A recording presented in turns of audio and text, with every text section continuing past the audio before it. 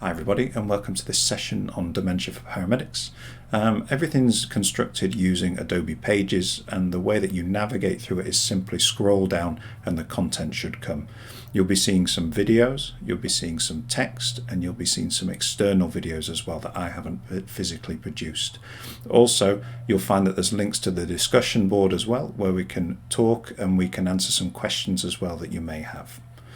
Before scrolling down, below this video, there's a link to a discussion board where I'd like you to just reflect on an experience that you've had with a dementia patient. I'll also be doing the same of an experience that I had with a patient who had dementia when I was at the very start of my training as an advanced practitioner 4 years ago, that was quite upsetting, but also really sparked my interest in providing the best care I possibly could for dementia patients on a trauma and orthopedic ward. After that, we're then going to go through the background of dementia, talking about this in the historical context and how dementia care has moved from previously in the 90s to now and what we try and do for patients.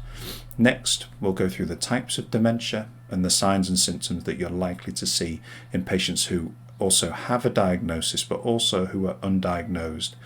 This is really important for you guys as paramedics because often you may be entering someone's home and you may be the first person who could have an inkling that the patient has early signs of dementia. So knowing these signs and symptoms is really, really important for you guys.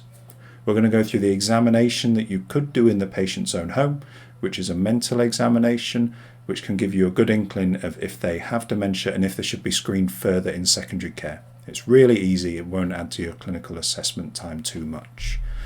The next thing we're going to talk about is the common problem of is it dementia or is it delirium?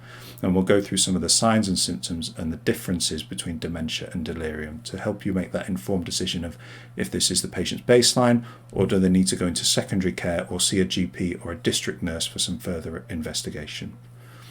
Next, we'll be going through frailty, and then finally we'll be going through respect and advanced care planning.